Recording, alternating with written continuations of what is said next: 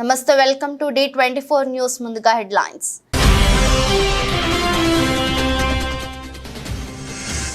DSC ద్వారా త్వరలో teacher పోస్టులు భర్తీ చేస్తాం. వందే మాతరం ఫౌండేషన్ ఆధ్వర్యంలో నిర్వహించిన కార్యక్రమంలో ప్రకటించిన సీఎం రేవంత్ రెడ్డి.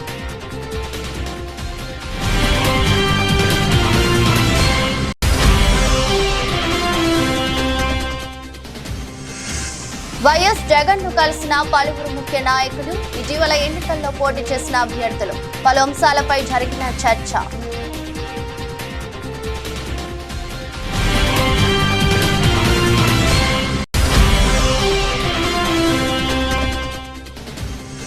కూటమి శాసనసభాపక్ష నేతగా చంద్రబాబు ఏకగ్రీవ ఎన్నిక. సీఎం అభ్యర్థిగా చంద్రబాబును ప్రతిపాదించిన పవన్ కళ్యాణ్.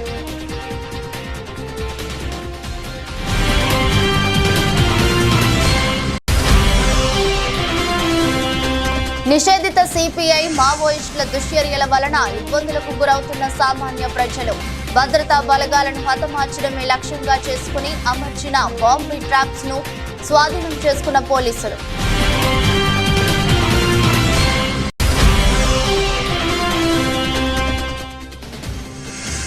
బూడిద లారీల రవాణాపై ఎమ్మెల్యే కౌశిక్ రెడ్డి మీడియా సమావేశం. రోజుకు మంత్రి పొన్నంకు 50 లక్షలు అందుతున్నాయంటూ ఆధారాలతో ఆరోపణలు.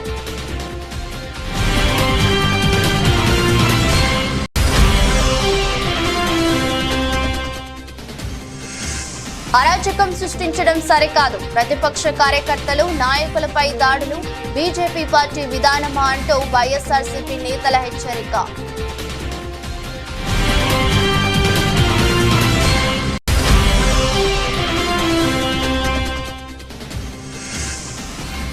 T20 వరల్డ్ కప్ లో బంగ్లాపై సౌత్ ఆఫ్రికా చారిత్రాత్మక విజయం. చివరి బంతికి థ్రిల్లింగ్ విక్టరీ సాధించిన దక్షిణాఫ్రికా.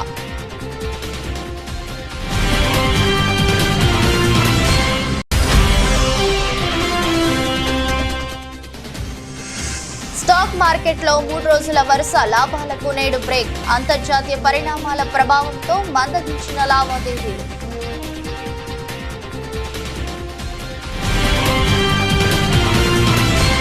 డిఎస్సి ద్వారా త్వరలో టీచర్ పోస్టులను భర్తీ చేస్తామని తెలంగాణ ముఖ్యమంత్రి రేవంత్ రెడ్డి అన్నారు. హైదరాబాద్ లోని రవీంద్ర భారతిలో వందే మాతరం ఫౌండేషన్ ఆధ్వర్యంలో నిర్వహించిన 10వ తరగతి ప్రభుత్వ పాఠశాలల టాపర్ విద్యార్థుల సన్మాన కార్యక్రమానికి సీఎం ముఖ్య అతిథిగా హాజరయ్యారు. ఈ సందర్భంగా వందే మాతరం ఫౌండేషన్ ను అభినందించారు. ప్రభుత్వ పాఠశాలల విద్యార్థులను ప్రోత్సహించడం అభినందనీయమన్నారు. ఇప్పుడు సర్వీసుల్లో ఉన్న ఐఏఎస్, ఐపీఎస్ లలో 90% మంది ప్రభుత్వ పాఠశాలల్లోనే చదివిన సీఎం చెప్పారు. చాలా రాష్ట్రాల ముఖ్యమంత్రులు, మంత్రులు, కేంద్ర మంత్రులు కూడా పాఠశాలల్లోనే చదివారన్నారు. గత కొంతకాలంగా ప్రభుత్వ పాఠశాలలు నిర్వీర్యం అవుతున్నాయన్నారు. ఒక్కో విద్యార్థి మీద ప్రభుత్వం 80,000 ఖర్చు చేస్తుందని తెలిపారు. విద్యార్థులు నా కాలేజ్ అని చెప్పుకుంటాడు. ప్రభుత్వ పాఠశాలలో మీరు ఈరోజు రాష్ట్ర స్థాయిలో రాణించి ప్రతిభను చాటితే ఈ ప్రభుత్వం నాది, నా ప్రభుత్వంలో చదువుకున్న విద్యార్థులు మీరు రాణించిందంటే మీరందరూ మా విద్యార్థులు. నారాయణ, చైతన్య లాంటి ప్రైవేట్, కార్పొరేట్ పాఠశాలలతో, కాలేజీలతో మా విద్యార్థులు కూడా పోటీ పడగలుగుతున్నారు అని అంటే అది మా గౌరవానికి గుర్తింపు. ఇందులో మా ప్రయత్నం పెద్దగా లేకపోయినా, మా ప్రభుత్వం పెద్ద ఎత్తున మీ పట్ల దృష్టి సారించకపోయినా, మట్టిలో మాణిక్యాలుగా మీరు రాణించి ఈనాడు ఈ ప్రభుత్వానికి గౌరవం తెచ్చిపెట్టినందుకు విద్యార్థులందరినీ కూడా మనస్ఫూర్తిగా నేను అభినందిస్తున్నా. ఈరోజు ఈ దేశంలో ఐఏఎస్లైనా, ఐపీఎస్లైనా, ఐఎఫ్ఎస్లైనా వివిధ ఉన్నతాధికారులు మా ప్రభుత్వంలో పనిచేస్తున్న వాళ్ళు నన్ను కలవడానికి వచ్చినప్పుడు వాళ్ళతో మాట్లాడుతున్న సందర్భంలో నేను వాళ్ళని అడుగుతుంటాను, మీ స్కూల్ ఎడ్యుకేషన్ ఎక్కడా, మీ కాలేజ్ ఎడ్యుకేషన్ ఎక్కడా. ఎందుకు అని అంటే ఒక అంచనా వేయడానికి, వీళ్ళు ప్రభుత్వ పాఠశాలలలో చదివినరా, ప్రైవేట్ కార్పొరేట్ స్కూల్స్లలో చదివినరా అని ఒక అంచనా కోసం నేను అడుగుతుంటా. 90% ఐఏఎస్, ఐపీఎస్లు ప్రభుత్వ పాఠశాలలలో చదువుకున్నోళ్ళే. ఎన్నికవుతున్నారు. అదేవిధంగా రాజకీయ నాయకులు ముఖ్యమైన హోదాలలో రాణించిన వాళ్ళు ఈ దేశం మొత్తం మీద చూడండి. నిన్న ప్రమాణ స్వీకారం చేసిన నరేంద్ర మోడీ గారు కావచ్చు, 12 తారీఖు నాడు ప్రమాణ స్వీకారం చేయబోయే నారా చంద్రబాబు నాయుడు గారు కావచ్చు, డిసెంబర్ 7, 2023 నాడు ప్రమాణ స్వీకారం చేసిన మీ రేవంత్ అన్న కావచ్చు, మేమందరం ప్రభుత్వ పాఠశాలల్లో చదువుకొని ఈ స్థాయికి వచ్చినాం. మేము ఈ స్థాయికి రావడానికి కారణం మా తల్లిదండ్రుల కంటే కూడా ఆ పాఠశాలల్లో చదువులు చెప్పిన గురువులదే. తెలంగాణ, ఛత్తీస్గఢ్ రాష్ట్రాల సరిహద్దు ఏజెన్సీ ప్రాంతాల్లో భద్రతా బలగాలను హతమార్చడమే లక్ష్యంగా ఆదివాసీలు సంచరించే ప్రదేశాల్లో అమర్చిన బూబీ ట్రాప్స్ ను భద్రతా బలగాలు కనుగొన్నాయి.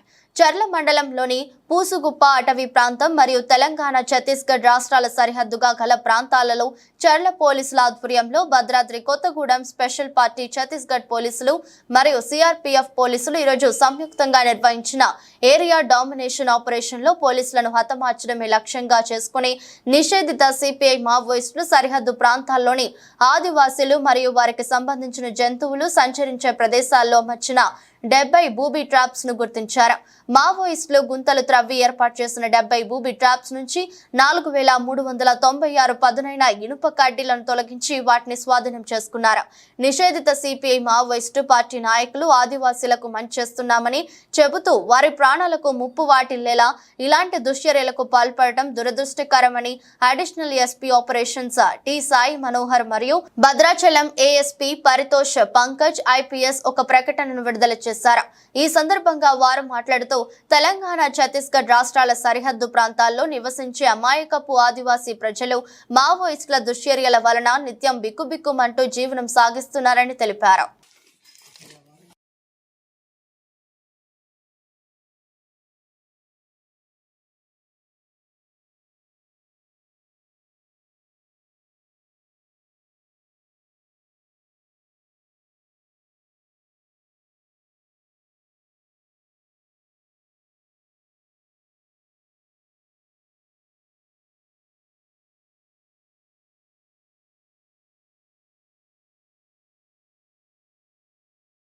కేంద్ర మంత్రిగా మోదీ 3.0 టీంలో పదవి బాధ్యతలు తీసుకోబోతున్న బండి సంజయ్ కుమార్ ను ఢిల్లీలో ఆయన నివాసంలో బీజేపీ రాష్ట్ర కార్యవర్గ సభ్యురాలు గీతామూర్తి, రాష్ట్ర కార్యదర్శి జయశ్రీ హారతి ఇచ్చారు. మిఠాయిలు తినిపించి అభినందనలు తెలిపారు. వారితో పాటు ఇతర నేతలు బండి సంజయ్ కు శుభాకాంక్షలు తెలిపారు.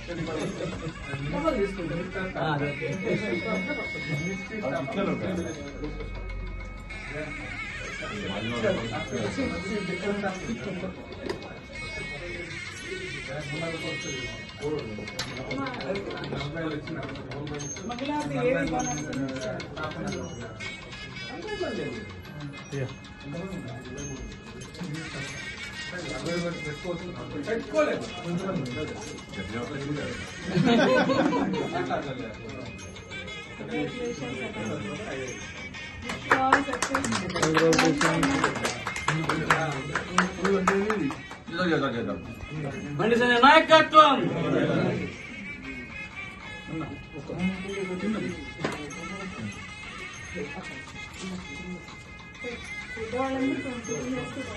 విజయవాడ ఏ కన్వెన్షన్ లో టీడీపీ, జనసేన, బీజేపీ కూటమి శాసనసభ పక్ష సమావేశం ప్రారంభమైంది. కూటమి తరపున గెలిచిన ఎమ్మెల్యేలు ఈ సమావేశానికి హాజరయ్యారు. చంద్రబాబును శాసనసభ పక్ష నేతగా ఎన్నుకోవడం జరిగిందని, చంద్రబాబును ముఖ్యమంత్రి అభ్యర్థిగా పవన్ ప్రతిపాదించారు.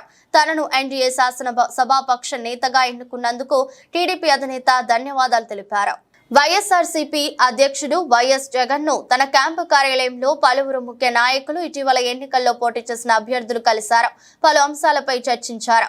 వైఎస్ జగన్ ను కలిసిన వారిలో ఎంపీలు గొల్లా బాబురావు, మోపిదేవి వెంకటరమణ, మాజీ మంత్రులు బొత్స సత్యనారాయణ, పుష్ప శ్రీవాణి, గుడివాడ అమర్నాథ్, మాజీ ఎమ్మెల్యేలు తదితరులు పాల్గొన్నారు.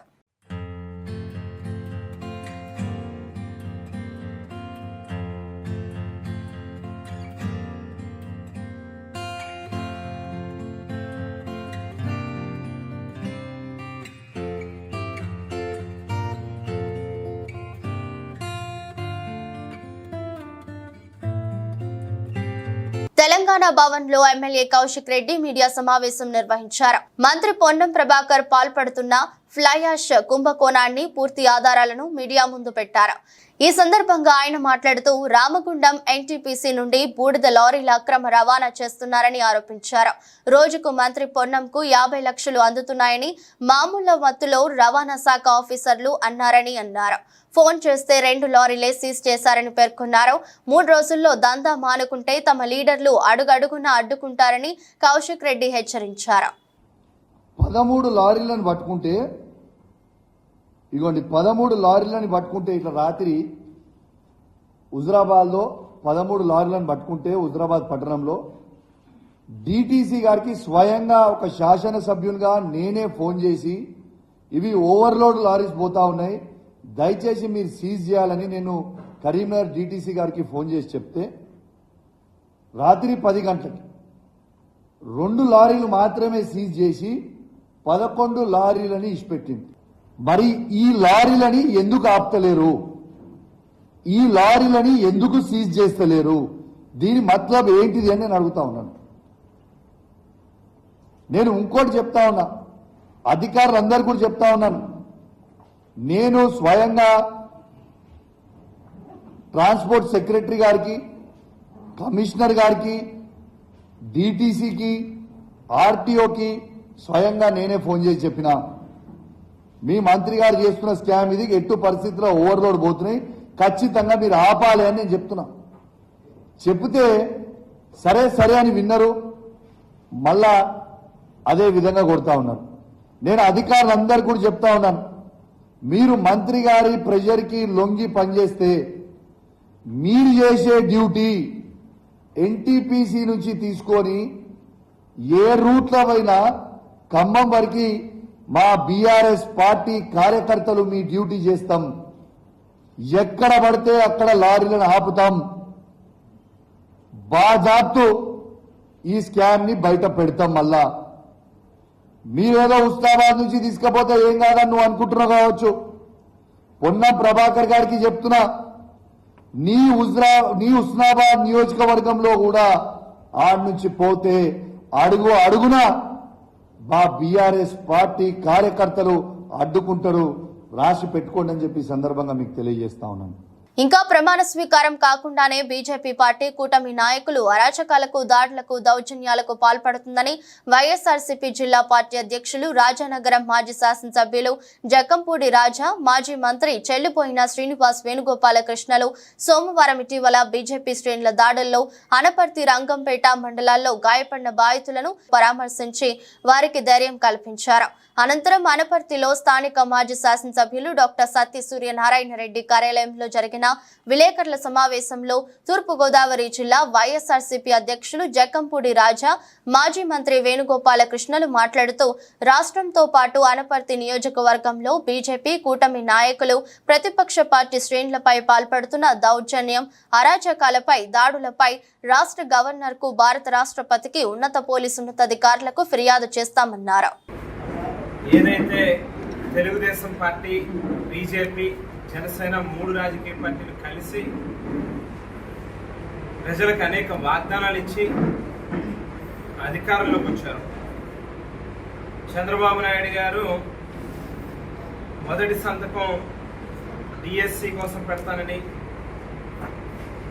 లేకపోతే మొదటి నెల 7,000 రూపాయలు పెన్షన్ ఇస్తానని, ఇటువంటి వాగ్దానాలు ఏవైతే ఇచ్చారో వాటిని విస్మరించి మొదటి ఆదేశం కింద రాష్ట్రం అంతా తెలుగుదేశం పార్టీ కార్యకర్తలు, బీజేపీ, జనసేన కార్యకర్తలు ఇష్టానుసారంగా విచ్చలవిడిగా ప్రజల మాన ప్రాణాల మీద దోపిడీలకి లేకపోతే దౌర్జన్యాలకి పాల్పడతారు. వ్యవస్థలు, పోలీస్ డిపార్ట్మెంట్ లాంటి వాళ్ళందరినీ కూడా కళ్ళు మూసుకుని కూర్చోండి అని చెప్పినటువంటి తీరు చంద్రబాబు నాయుడు గారి యొక్క మార్కు పాలిటిక్స్కి, మార్కు పరిపాలనకి మరోసారి అద్దం పడతా ఉంది.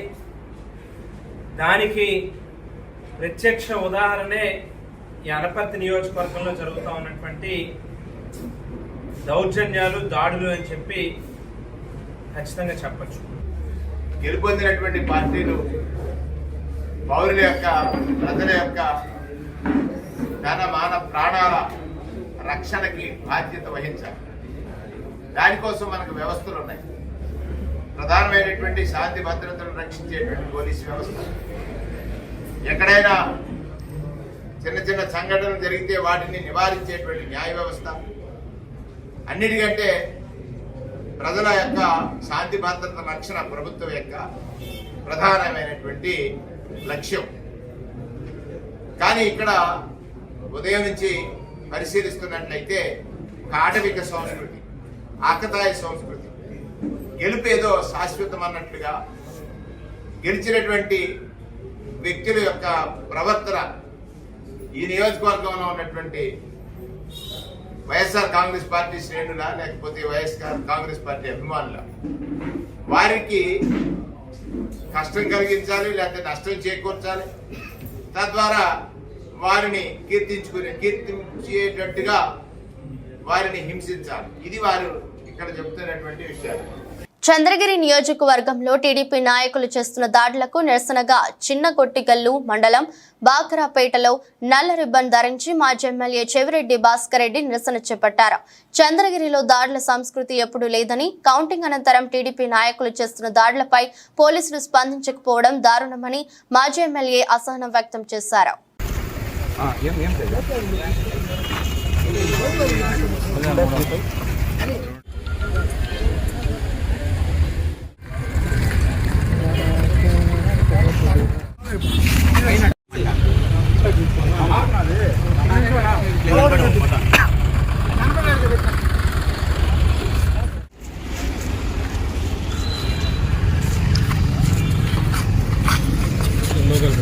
మెదక్ జిల్లా చిన్నశంకరంపేట మండల కేంద్రంలోని గాంధీనగర్ కాలనీ వాసులు రాస్తారోకో చేపట్టారు. గత 3 రోజులుగా తమ కాలనీకి మిషన్ భగీరథ త్రాగునీరు సరఫరా కావడం లేదని, అధికారుల దృష్టికి తీసుకెళ్లినా పట్టించుకోవడం లేదని ఆగ్రహం వ్యక్తం చేస్తూ మెదక్ చేగుంట ప్రధాన రహదారిపై ఖాళీ బిందెలతో సుమారు గంట పాటు రాస్తారోకో చేపట్టారు. దీంతో వాహనాలు రోడ్డుకి ఇరువైపులా భారీగా నిలిచిపోయాయి. మిషన్ తెలుసుకునే అధికారులు ఘటనా స్థలానికి చేరుకున్న అధికారులతో కాలనీ వాసులు వాగ్వాదానికి దిగారు. తమకు త్రాగునీరు సరఫరా చేయాలని అధికారులను నిలదీశారు. స్పందించిన అధికారులు ట్యాంకర్ల ద్వారా త్రాగునీరు సరఫరా చేస్తామని హామీ ఇచ్చారు. దీంతో కాలనీ వాసులు ఆందోళన విరమించారు. కాలనీ వాసులు మాట్లాడుతూ గత 3 రోజులుగా కాలనీకి నీరు రావడం లేదని, ఎన్నిసార్లు అధికారుల దృష్టికి తీసుకుపోయినా పట్టించుకోవడం లేదని ఆవేదన వ్యక్తం చేశారు. ఎంపీడీఓ దామోదర్ మాట్లాడుతూ కాలనీ వాసులు రోడ్డుపై ఆందోళన చేపట్టిన విషయం తెలుసుకుని రావడం జరిగిందని, మంచినీటి సమస్య రాకుండా చూసుకోవడం జరుగుతుందని, మిషన్ భగీరథ నీరు రాకపోతే ట్యాంకర్ల ద్వారా నీరు అందిస్తామని ఆయన తెలిపారు. తెలిసింది కాబట్టి ఇక్కడ నేను పల్లెనిధులలో ఉన్నాను. ఇలాగానే తీసుకొచ్చి వీళ్ళతో మాట్లాడడం జరిగింది. అయితే అక్కడ 2 మిషన్ భగీరథ వాటర్ వల్ల ఒక మోటారు రిపేర్ ఉండే కాబట్టి వాటర్ సప్లై అయింది. ఇప్పుడు వాళ్ళకు ట్యాంకర్ ద్వారా సప్లై చేస్తున్నాం. అలాగే మిషన్ భగీరథ సిబ్బందితో కూడా మాట్లాడడం జరిగింది. ఇప్పుడు వాటర్ వదలమని, అట్లనే రిపేర్లో ఉన్న మోటార్ కూడా ఇప్పుడు చేపించి వాళ్ళకు ప్రాబ్లం సాల్వ్ చేయడం జరిగింది. లేవు ట్యాంకర్లు పంపిస్తున్నారు. నీళ్ళ పొద్దుగల ట్యాంకర్లు లేవు, ఏమి లేవు. మేము 4 రోజులకలే మాకు నీళ్ళే లేవు. మేము ఏం తాగాలి, ఏం ఆడుకోవాలి, ఏం నీటి ఆడుకోవాలి. ఒక్క పూట కూడా ఇప్పుతున్నాడు. పొద్దుకు 9 గంటలకు ఇప్పుతున్నాడు, ఇప్పలేడు. పొద్దుకు పంపిస్తున్నాడు, పంపించలేడు. నిన్న పొద్దున్న నుంచి టార్చర్ పెడితే పొద్దుగాల కూడా ఇప్పుతా. ఇప్పుడు ఏమైనా కురాని పొద్దుకు మారిపోయిండు. మరి ఇప్పుడు కూడా వచ్చిండు, మారిపోయిండు. భూమి ఏం తీసేయాలి, మాకు అవసరం లేదు. మేమేం తాగుతామో మాకేం చేస్తారో పరిష్కారం. అసెంబ్లీలో కూడా ఒక గతప్పుడు కూడా ఇదే రకంగా చేస్తే కూడా ఇదే రకంగా రోడ్ ఎక్కితేనే సరిగా నల్లలు ఒక్కనాడు బంద్ కాకుండా వచ్చినాయి. ఇప్పుడు కూడా శివరాత్రి నుంచి చేసి ఊకుండి మొన్న అయ్యా గతంలో నుంచి మొన్న ఎక్కితే కూడా ఒక్కనాడు 2 రోజులు ఇప్పిండు, మళ్ళీ బంద్ చేసిండు. మళ్ళీ ఇప్పుడు మొత్తమే బంద్ చేసిండు. నీళ్ళే లేవు మాకు, కాలనీలో బోర్లు లేవు, ఏమి లేవు. మా పరిష్కారం ఏందో చెప్పండి, మేము తీసేయాలి. మీకు 4 రోజులు మిమ్మల్ని ఎండ పెడితే మీరు సైర కస్తారని తెక్కపోయిండు అని ఎంత మోజవారో చెప్పండి మాకు. తెలంగాణ రాష్ట్ర వ్యాప్తంగా ఉన్న ప్రైవేటు, కార్పొరేట్ జూనియర్ కళాశాలల దోపిడీని అరికట్టాలని కోరుతూ టీఎన్ఎస్ఎఫ్ రాష్ట్ర కమిటీ ఆధ్వర్యంలో హైదరాబాద్ లోని బోర్డ్ ఆఫ్ ఇంటర్మీడియట్ కార్యాలయాన్ని ముట్టడి చేయడం జరిగింది. ఈ సందర్భంగా టీఎన్ఎస్ఎఫ్ రాష్ట్ర ప్రధాన కార్యదర్శి డాక్టర్ బాలు మాట్లాడుతూ తెలంగాణ రాష్ట్ర వ్యాప్తంగా విచ్చలవిడిగా ప్రైవేటు, కార్పొరేట్ కళాశాలలు, అకాడమీల పేరుతో విచ్చలవిడిగా ఫీజుల దోపిడీకి పాల్పడుతున్నాయని, ఇంటర్ విద్యకే లక్షల రూపాయలను చెల్లించే పరిస్థితులు నెలకొని ఉన్నాయని, ఫీజులను నియంత్రించడంలో రాష్ట్ర ప్రభుత్వం పూర్తిగా విఫలమైందని నిరసిస్తూ ఆందోళన నిర్వహించడం జరిగింది. కార్పొరేట్ కళాశాలలో గత సంవత్సరం విద్యార్థులు ఆత్మహత్యలకు పాల్పడడం జరిగిందని, అయినప్పటికీ ఇంతవరకు వాటిపైన చర్యలు తీసుకోలేదని అన్నారు. తెలంగాణ రాష్ట్రం ఏర్పడినటువంటి తర్వాత ఈరోజు కార్పొరేట్ జూనియర్ కళాశాల అనుసరిస్తున్నటువంటి విద్యా వ్యతిరేక విధానాల వల్ల ఈరోజు లక్షలాది రూపాయల ఫీజులను వసూలు చేస్తూ వారికి కావాల్సినటువంటి నాణ్యమైనటువంటి విద్యను అందించకుండా ఈరోజు విద్యార్థుల ఆత్మహత్యలకు కారణమవుతున్నటువంటి కార్పొరేట్ కళాశాల పైన చర్యలు తీసుకోవాలని చెప్పి intermediate board joint secretary Vasudhara మేడంకి ఈరోజు రాష్ట్ర కమిటీ ఆధ్వర్యంలో ఈరోజు వినతిపత్రం అందజేయడం జరిగింది. ఈరోజు రాష్ట్రంలో ఈరోజు అకాడమీల పేరుతోని 3 నుంచి 5 లక్షల రూపాయలను వసూలు చేస్తూ ఈరోజు ఆ విద్యార్థులను ప్రైవేట్ కళాశాల అడ్మిషన్లు ఒక చోట, మరి తరగతులను ఒక చోట నిర్వహిస్తున్నటువంటి జూనియర్ కళాశాల పైన ఈరోజు బోర్డ్ ఆఫ్ ఇంటర్మీడియట్ చర్యలు తీసుకోకపోవడం వల్లనే ఈరోజు విద్యార్థుల పైన అధిక ఫీజుల భారం పడుతుందని చెప్పేసి ఈరోజు ఆరోపించడం జరుగుతుంది. ఈరోజు టీఆర్ఎస్ అనుసరించినటువంటి విధానాలను వ్యతిరేకిస్తూ ఈరోజు ఎన్నో పోరాటాలు చేసిన ఫలితంగా ఈరోజు కాంగ్రెస్ పార్టీ అధికారంలోకి వచ్చింది. ఈరోజు పార్టీ అధికారంలోకి అయితే వచ్చింది, కానీ ఈరోజు రాష్ట్రానికి ఈరోజు విద్యాశాఖ మంత్రి లేకపోవడం అనేటువంటి చాలా బాధాకరం. కరీంనగర్ పార్లమెంట్ సభ్యులు బండి సంజయ్ కేంద్ర హోంశాఖ సహాయ మంత్రిగా నియమితులైన సందర్భంగా శాస్త్రి రోడ్డు, ప్రకాశం గంజి మరియు టవర్ సర్కిల్లో బాణసంచా కాల్చి స్వీట్లు పంపిణీ చేశారు. ఈ కార్యక్రమంలో కన్న కృష్ణ, హరికుమార్ గౌడ్, దేవి, శెట్టి రమేష్, కలికోట మోహన్, గంప జగన్, నార్ల శ్రీనివాస్, వరాల జ్యోతి, అలిమెల్ల సతీష్, కైలాస నవీన్, బొడ్ల శ్రీరాములు, జిడిగే సాయి, ఏలుగురి రవీందర్, బొడ్ల శ్రవణ్, కేశెట్టి నాగరాజు, పల్లెర్ల రవి, ముక్క శ్రీనివాస్ మరియు నాయకులు, కార్యకర్తలు తదితరులు పాల్గొన్నారు.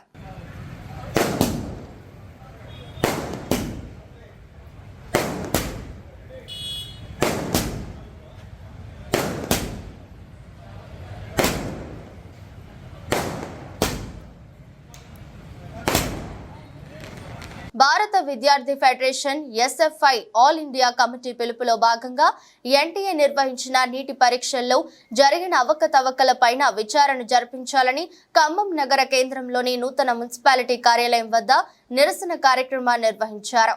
ఈ సందర్భంగా ఎస్ఎఫ్ఐ జిల్లా కార్యదర్శి టి ప్రవీణ్ మాట్లాడుతూ జూన్ 4న ఎలాంటి హడావుడి లేకుండా దేశంలో సార్వత్రిక ఎన్నికల ఫలితాలు వెలువడుతున్న సమయంలో నీట్ పరీక్ష ఫలితాలు నేషనల్ టెస్టింగ్ ఏజెన్సీ ప్రకటించింది. ముందుగా జూన్ 14న అని ప్రకటించి ముందుగానే ఎలాంటి సమాచారం లేకుండా ఫలితాలు వెల్లడించడంపై దేశవ్యాప్తంగా అనేక ఫిర్యాదులు వస్తున్నాయి. ప్రధానంగా ఎన్టీఏను తీసుకుని వచ్చి నుండి దాని పారదర్శకతపై అనేక అనుమానాలు వ్యక్తమవుతున్నాయని నిరసన కార్యక్రమంలో తెలిపారు. ఎన్నో అవకతవకలు జరిగినటువంటి పరిస్థితి ఉంది. అదేవిధంగా పేపర్ లీకేజ్ కూడా జరిగినట్టు, ఎన్నో అవమానాలు, అవకతవకలు జరిగినట్లు కూడా దేశవ్యాప్తంగా ఆరోపణలు వస్తూ ఉన్నాయి. అయితే ఇందులో భాగంగానే మొట్టమొదట ఈ నీట్ ఎగ్జామ్ నిర్వహించినటువంటి ఎన్టీఏ ఈ నెల 14వ తారీఖున నీట్ రిజల్ట్స్ను ప్రకటిస్తామని చెప్పడం జరిగింది. కానీ ఎలాంటి ఇన్ఫర్మేషన్ కూడా విద్యార్థులకు, యాజమాన్యాలకు ఎవరికి తెలియకుండా వారు అప్పటికప్పుడే ఓ పక్క దేశవ్యాప్తంగా ఎన్నికల ఫలితాలు రిజల్ట్స్ వస్తూ ఉంటే, ఓ పక్కన వీళ్ళు చాలా గుట్టు చప్పుడు కాకుండా ఎవరికి తెలియకుండా నీట్ ఎగ్జామ్ యొక్క రిజల్ట్స్ను కూడా ప్రవేశపెట్టినటువంటి పరిస్థితి ఉంది. ఈ పరీక్షకు సంబంధించి ప్రతి సంవత్సరం 10 నుంచి 15 మంది విద్యార్థులు ఆల్ ఇండియా టాప్ 1 ర్యాంకులు వస్తూ ఉంటే, ఈ సంవత్సరం ఏకంగా 67 మంది విద్యార్థులు టాప్ 1 ర్యాంకులుగా నిలిచినటువంటి పరిస్థితి ఉంది. 720కి 720 మార్కులు వచ్చినటువంటి పరిస్థితి ఉంది. అదేవిధంగా గుజరాత్లోని ఒకే సెంటర్లో ఎగ్జామ్ రాసినటువంటి విద్యార్థులు 8 మంది కూడా టాప్ 1 ర్యాంకులుగా ఉన్నటువంటి పరిస్థితి ఉంది. గుజరాత్లో ఒక ఎడ్యుకేషనల్ ఇన్స్టిట్యూషన్కి సంబంధించినటువంటి యజమాని 10 నుంచి 20 లక్షల విద్యార్థుల వద్ద నుంచి తీసుకొని పేపర్ లీకేజ్ చేసినటువంటి ఆరోపణలు పెద్ద ఎత్తున దేశవ్యాప్తంగా వస్తూ ఉన్నాయి. అదేవిధంగా ఈ అవకతవకలకు పాల్పడ్డంటి వ్యక్తులు ఎవరైతే ఉంటారో వారిపైన కఠినమైన చర్యలు తీసుకోవాలని చెప్పేసి గతంలో ఉన్నట్లుగానే రాష్ట్రాల్లోనే ఈ నీట్ పరీక్షను, పేపర్ను తయారు చేసి ఎగ్జామ్ నిర్వహించేటువంటి రీతిలోనే మళ్ళీ ఈ నీట్ను తీసుకురావాలని చెప్పేసి, ఎన్టీఏని రద్దు చేయాలని చెప్పేసి ఇవాళ ఎస్ఎఫ్ఐ దేశవ్యాప్తంగా నిరసన కార్యక్రమాలు నిర్వహిస్తూ ఉంది. అందులో భాగంగానే ఖమ్మం జిల్లాలో కూడా ఈ కార్యక్రమం నిర్వహిస్తున్నాం. ఎన్టీఏని రద్దు చేయాలి, దీనిపైన న్యాయ విచారణ జరిపించాలని చెప్పేసి మేము విద్యార్థుల పక్షాన డిమాండ్ చేస్తా ఉన్నాం. వెస్టిండీస్ అమెరికా వేదికగా జరుగుతున్న టీ20 వరల్డ్ కప్ 2024లో సంచలనాల పరంపర కొనసాగుతుంది. ఆదివారం పాకిస్తాన్ తో జరిగిన మ్యాచ్ లో టీమిండియా 119 పరుగుల స్కోర్ ను డిఫెండ్ చేసుకోగా 24 గంటల్లోనే ఆ రికార్డును దక్షిణాఫ్రికా తిరగరాసింది. న్యూయార్క్ వేదికగా సోమవారం జరిగిన మ్యాచ్ లో బంగ్లాదేశ్ పై 113 పరుగుల స్వల్ప స్కోరును ఆ జట్టు కాపాడుకుంది. 114 పరుగుల లక్ష్యంతో బ్యాటింగ్ చేసిన బంగ్లాదేశ్ నిర్ణీత 20 ఓవర్లలో 7 వికెట్ల నష్టానికి 109 పరుగులు మాత్రమే చేయగలిగింది.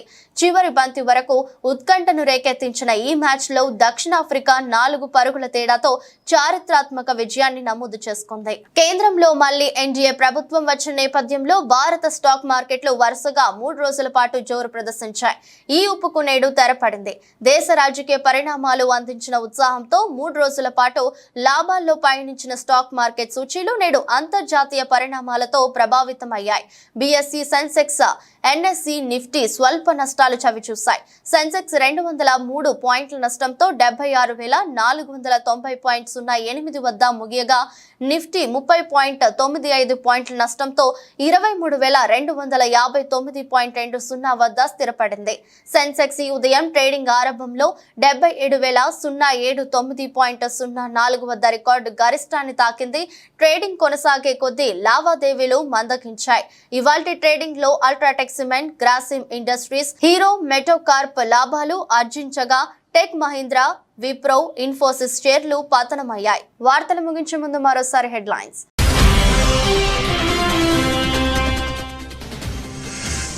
డిఎస్సి ద్వారా త్వరలో టీచర్ పోస్టులు భర్తీ చేస్తాం. వందే మాతరం ఫౌండేషన్ ఆధ్వర్యంలో నిర్వహించిన కార్యక్రమంలో ప్రకటించిన సీఎం రేవంత్ రెడ్డి.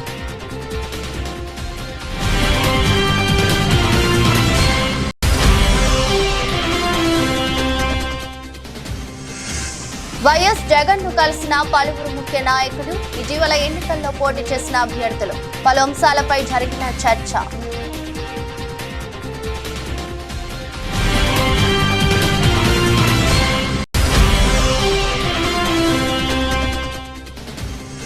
కూటమి శాసనసభాపక్ష నేతగా చంద్రబాబు ఏకగ్రీవ ఎన్నిక.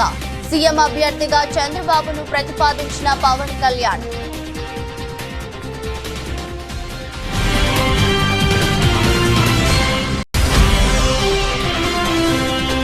నిషేధిత సిపిఐ మావోయిస్టుల దుశ్చర్యల వలన ఇబ్బందులకు గురవుతున్న సామాన్య ప్రజలు, భద్రతా బలగాలను హతమార్చడమే లక్ష్యంగా చేసుకుని అమర్చిన బాంబీ ట్రాప్స్ ను స్వాధీనం చేసుకున్న పోలీసులు.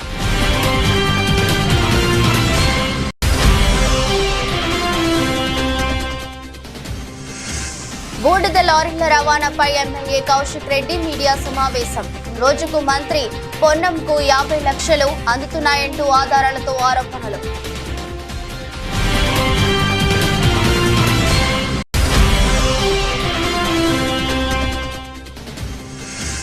అరాచకం సృష్టించడం సరికాదు, ప్రతిపక్ష కార్యకర్తలు, నాయకులపై దాడులు బీజేపీ పార్టీ విధానమా అంటూ వైఎస్ఆర్సీపీ నేతల హెచ్చరిక.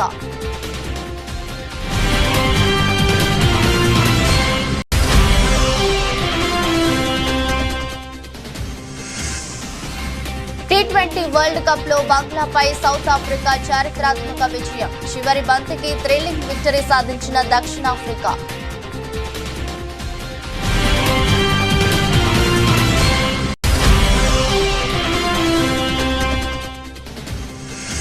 స్టాక్ మార్కెట్లో 3 రోజుల వరుస లాభాలకు నేడు బ్రేక్. అంతర్జాతీయ పరిణామాల ప్రభావంతో మందగించిన లావాదేవీలు.